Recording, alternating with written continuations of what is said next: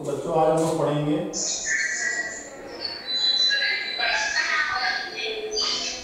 Internal structure of monocot stem.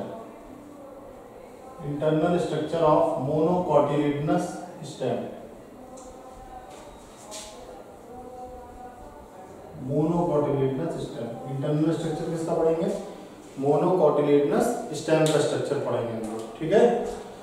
तो देखिए इसमें भी हमारा शुरुआत जो होती है वो एपिडर्मिस से है। शुरुआत कहाँ से है? एपिडर्मिस।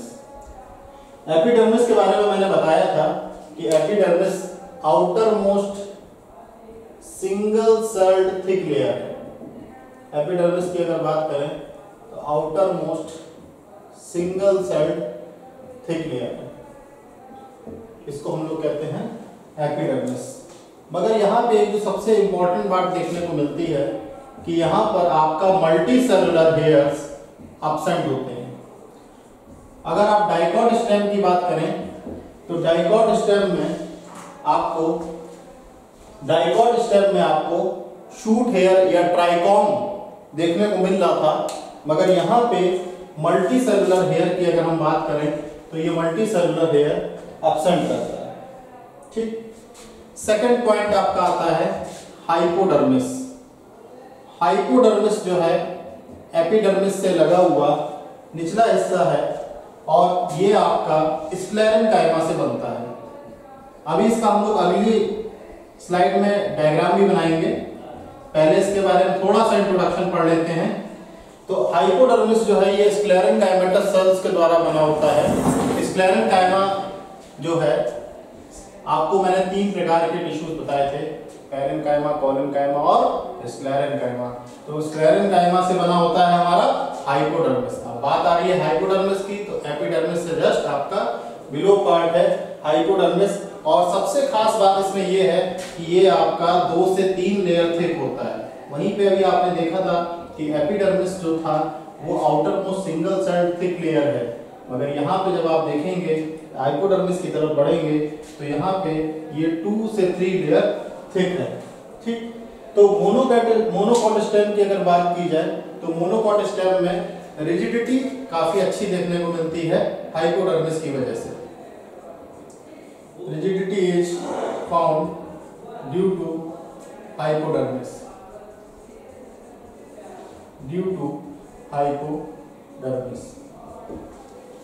ठीक।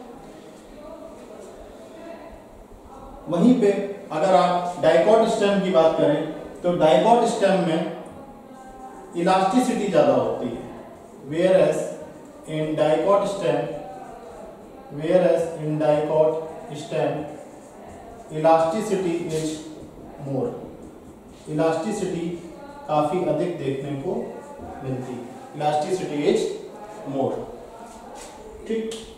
तो ये आपका हाइपोडर्मिस रीजन ऐसा है जिसकी वजह से आपको एक प्रकार से मैकेनिकल सपोर्ट मिलता है। It provides mechanical support to the plant. It provides mechanical support to the plant. ये प्लांट को मैकेनिकल सपोर्ट प्रोवाइड करता है। तो 2 पार्ट हमने, 2 मोनोकॉटिलिडनस स्टेम की बात चल रही है। मोनोकॉटिलिडनस स्टेम में हमने पहला पढ़ा एपिडर्मिस, दूसरा पढ़ा हाइपोडर्मिस। सबसे शुरुआती दौर पे हमको मिलता है एपिडर्मिस, फिर इसके बाद मिलता है हाइपोडर्मिस। तो ये दोनों आप नोट डाउन कर लीजिए, फिर आगे बढ़ते हैं। इसके डायग्राम पे हम लोग वर्क करेंगे। इसका डायग्राम कैसा होता है, कहाँ एपिडर्मिस होता है, कहाँ हाइपोडर्मिस होता है, इन सारी बातों का हम लोग डिस्कशन करेंगे। Please right it down.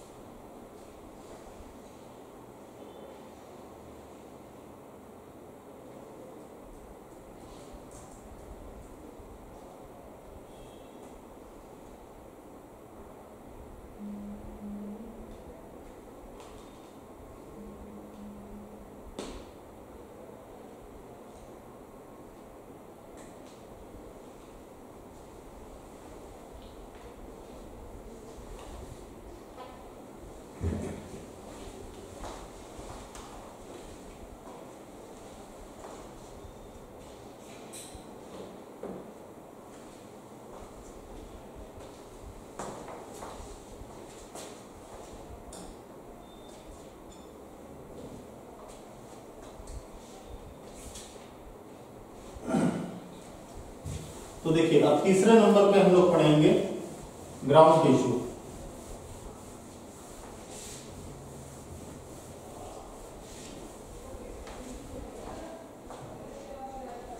Third है हमारा ग्राउंड टिश्यू।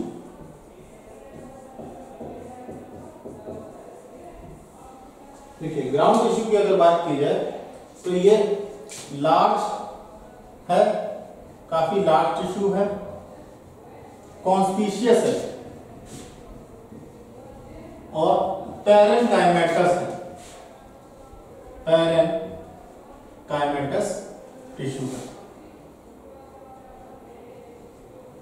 तो फर्स्ट पॉइंट इसमें आता है कि लार्ज टिश्यू है, कॉन्स्पिशियस है और पैरेनकाइमेटस टिश्यू है। ठीक,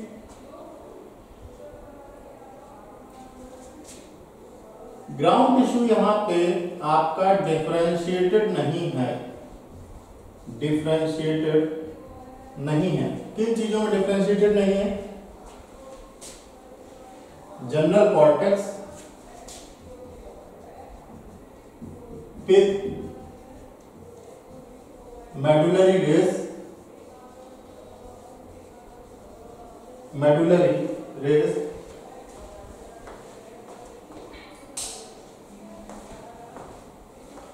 पेरिसाइकिल, एंडोडर्मिस,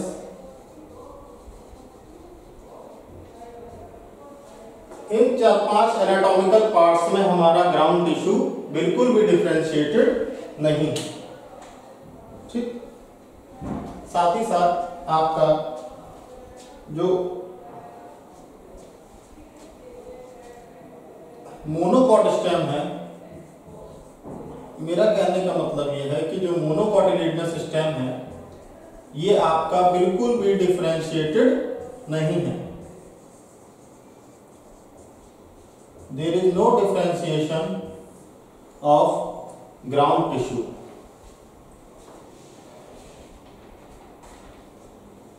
इसके बाद ग्राउंड टिश्यू के बाद हमारा 4th नंबर पे आता है वेस्क्यूलर बंडल।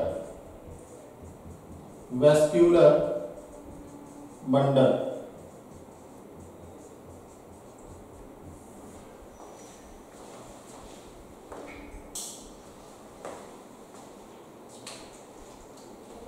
अगर वेस्क्यूलर बंडल्स की बात की जाए तो जितने भी हमारे वेस्क्यूलर बंडल्स हैं वो पूरी तरीके से स्कैटर्ड कंडीशन में होते हैं।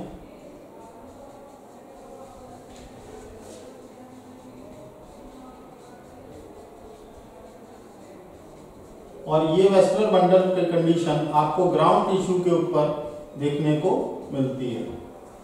तो जितने भी वेस्क्यूलर बंडल्स हैं ये पूरी तरीके से ग्राउंड टिश्यू में स्कैटर्ड है।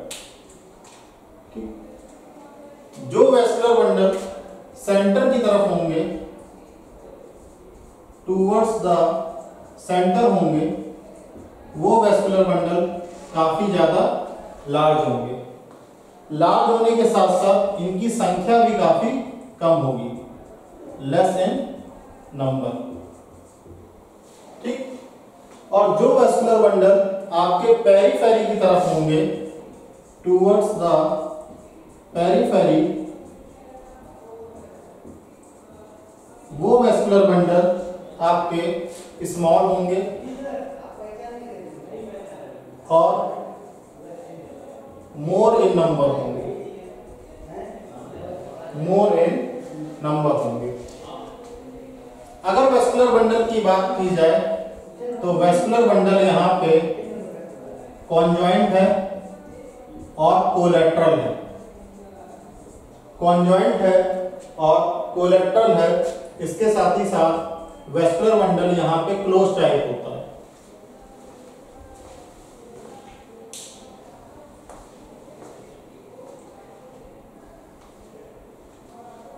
जाइलम की अगर हम बात करें तो जाइलम यहाँ पे आपका एंडार्च होता है, और मैं पहले ही बता चुका हूं कि एंडार्च क्या है और एक्सार्च क्या है। जितने भी हमारे वेस्कुलर बंडल्स हैं ये सारे vascular bundles sclerenchymatous bundle sheath के द्वारा कवर्ड होते हैं। All vascular bundles are covered by sclerenchymatous sheet.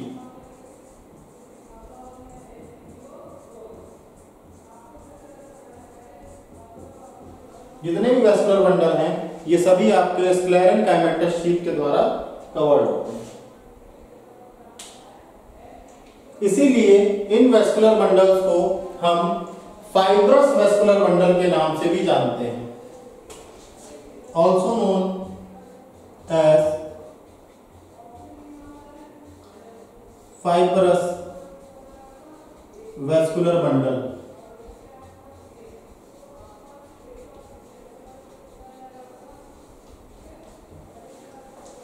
इतना नोट डाउन कर लीजिए आप लोग।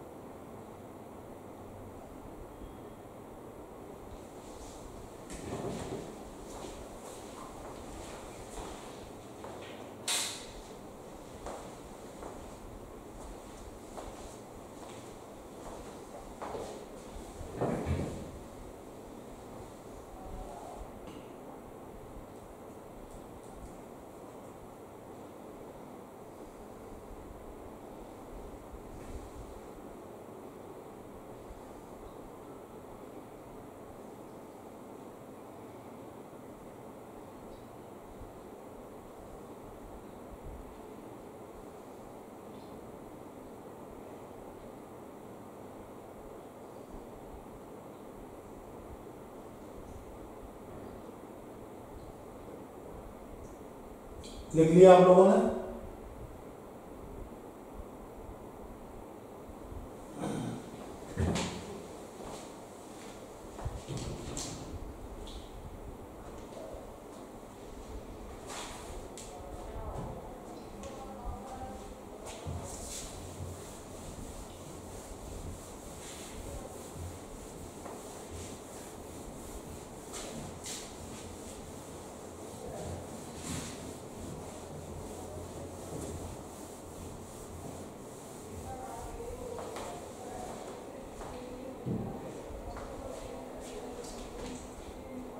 तो वेस्कुलर बंडल में हमारे दो पार्ट आ जाते हैं, एक आ जाता है जाइलम और दूसरा आ जाता है फ्लोएम। ठीक, तो देखिए जाइलम की बात की जाए तो जाइलम में जो नंबर ऑफ वेसल्स हैं वो काफी कम है। जाइलम में जो नंबर ऑफ वेसल्स हैं वो काफी कम है। ठीक, अगर हम बात करते हैं मेटाजाइलम की, तो मेटाजाइलम में दो लार्ज वेसल्स आपको मिलती हैं। ठीक, और अगर हम बात करते हैं प्रोटोजाइलम की, तो प्रोटोजाइलम में एक आपको लार्ज वेसल देखने को मिलेगी। ठीक, सॉरी, एक स्मॉल वेसल मिलेगी। एक भी हो सकती है और दो भी हो सकती है। ठीक, अब बात आती है वेसल्स के अरेंजमेंट की, कि आखिर में इन वेसल्स का अरेंजमेंट कैसा होता है। तो वेसल्स का अरेंजमेंट वी शेप में या फिर वाई शेप में देखने को मिलता है। ठीक, और जस्ट इनके बिलो या बीनीथ, प्रोटोजाइलम के बीनीथ आपको एक वाटर कैविटी मिलती है। There occurs a water cavity, एक वाटर कैविटी देखने को मिलती है। और ये वाटर कैविटी सीजो लिसिजीनियस होती है, सीजो लिसिजीनियस होती है।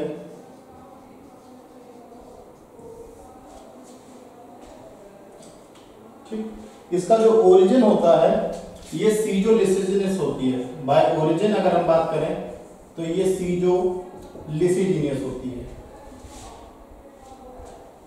और मेजर पार्ट जो होता है वाटर कैविटी का,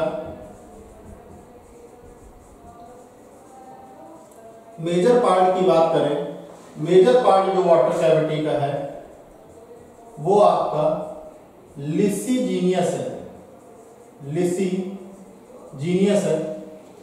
ठीक, अब लिसिजीनियस का मतलब क्या होता है इसको भी समझ लेते हैं। लिसिजीनियस का मतलब है formed due to lysis. Lysis का मतलब ब्रेक डाउन, ब्रेक हो जाना, टूट जाना।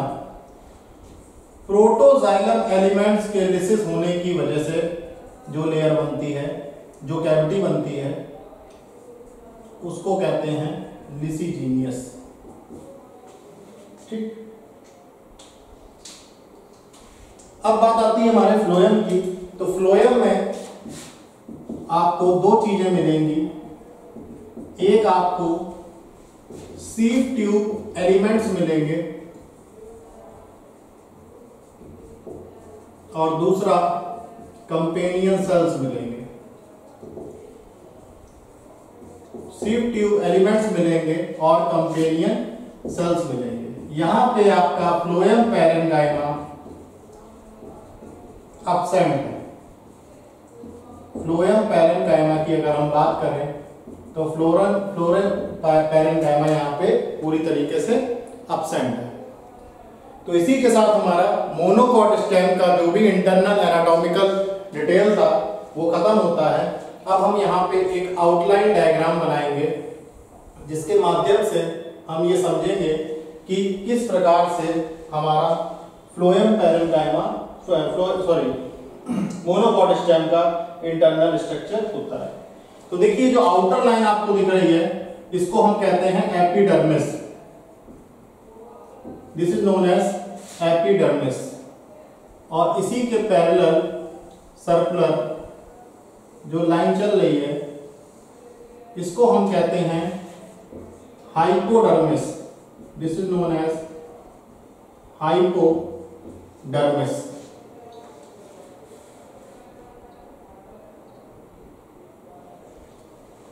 इसके बाद यहां पे छोटे छोटे इस तरीके से आपको वैस्कुलर बंडल दिखेंगे।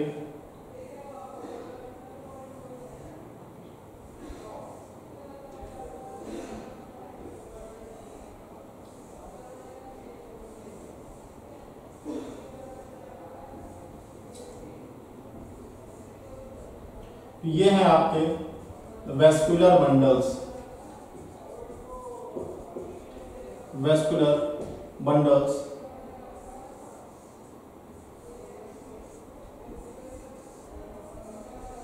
और यहां पे कहीं पर आपका रहता है ग्राउंड टिश्यू,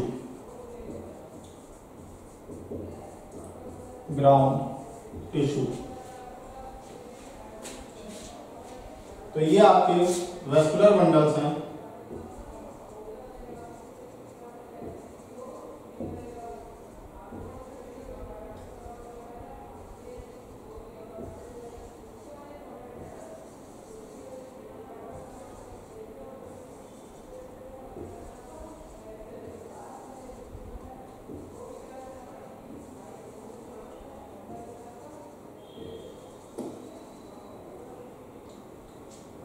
तो ये एक आउटलाइन डायग्राम था आपका मोनोकॉट स्टेम का, आउटलाइन डायग्राम।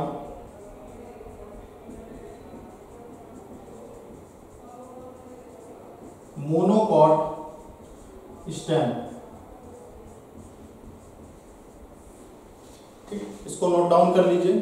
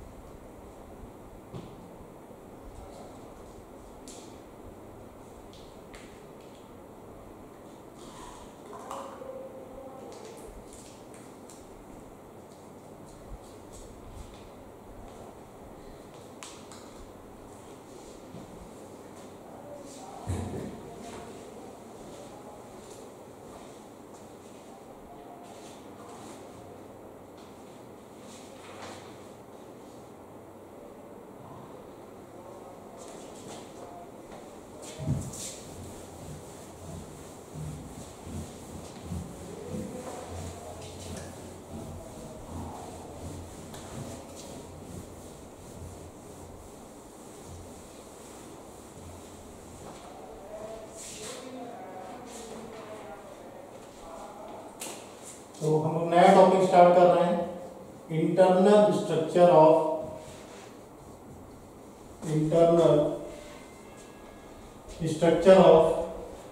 डाइकोटिलेडनस रूट। हमारा स्टेम हो गया है, अब हम लोग पढ़ने जा रहे हैं डाइकोटिलेडनस रूट। तो देखिए डाइकोटिलेडनस रूट की अगर हम बात करें तो यहां पे भी हमको जो एपिडर्मिस मिल रहा था इसको हम यहां पे एपिब्लेमा के नाम से भी जानते हैं, एपिब्लेमा के नाम से भी जानते हैं।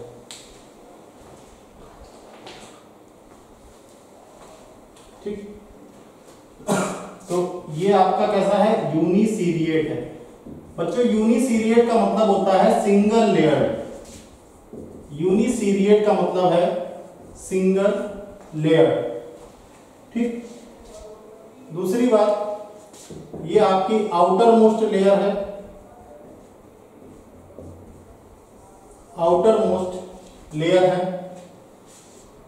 यहां पर क्यूटिकल और स्टोमेटा एब्सेंट होते हैं, क्यूटिकल और स्टोमेटा यहां पे एब्सेंट है। ठीक, और बहुत सारे एपिडर्मल सेल की अगर आप बात करें, many of the epidermal cells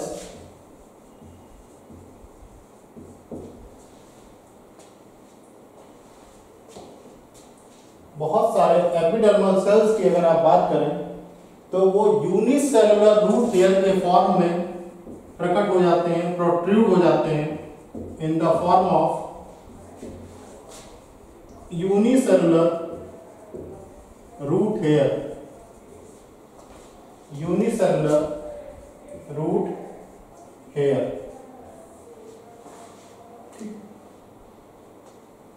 तो आप ये भी कह सकते हैं कि यूनिसेलुलर रूट हेयर जो है, यूनिसेलुलर रूट हेयर जिनकी मैं बात कर रहा हूं,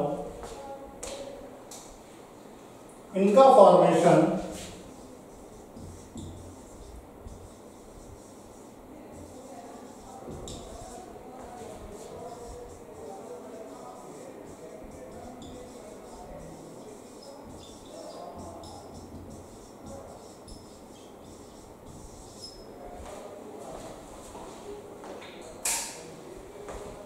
तो आप ये भी कह सकते हैं कि जो आपके यूनिसेलुलर रूट हेयर्स हैं इनका फॉर्मेशन एपिब्लेमा के इलॉन्गेशन की वजह से होता है। ठीक, यहां पे हम एपिब्लेमा को, जो एपिब्लेमा या ऑब्लिक एपिडर्मिस है, इसको हम राइजोडर्मिस के नाम से भी जानते हैं, राइजोडर्मिस के नाम से भी जानते हैं। राइजोडर्मिस के साथ साथ इसको हम पिलीफिरस लेयर भी बोलते हैं, पिलीफिरस लेयर भी कहते हैं। ठीक, तो यहां पे हम इसको राइजोडर्मिस या पिलीफिरस लेयर के नाम से भी जानते हैं। ठीक, अब वो सेल्स एपिब्लेमा के जो आपके रूट हेयर्स डेवलप करते हैं, रूट हेयर्स डेवलप करते हैं, इनको हम ट्राइकोब्लास्ट सेल्स के नाम से जानते हैं, ट्राइकोब्लास्ट सेल्स के नाम से जानते हैं। तो ये हमारा internal structure of dicot root में पहला टॉपिक था, पहला पार्ट था, जिसको हम एपिडर्मिस या एपिब्लेमा के नाम से जानते हैं। ये यूनिसीरिएट है यानी सिंगल लेयर्ड है। अब बात यहाँ पे आपकी रूट की हो रही है, रूट में भी डाइकोट रूट की हो रही है। ये आउटर मोस्ट लेयर है, यहाँ पे क्यूटिकल और स्टोमेटा एब्सेंट होते हैं क्योंकि इनकी प्रेजेंस आपको स्टेम में देखने को मिलती है। एपिडर्मल सेल्स यहाँ पे यूनिसेलुलर रूट हेयर के फॉर्म में बाहर निकल आते हैं और ये unicellular root hair epiblema cells के इलॉन्गेशन की वजह से देखने को मिलते हैं, जिस वजह से हम एपिब्लेमा को राइजोडर्मिस या पिलीफिरस लेयर भी बोलते हैं। और एपिब्लेमा के वो सेल्स जो कि रूट हेयर्स डेवलप करते हैं उनको हम कहते हैं ट्राइकोब्लास्ट सेल्स। तो इसको आप नोट डाउन कर लीजिए।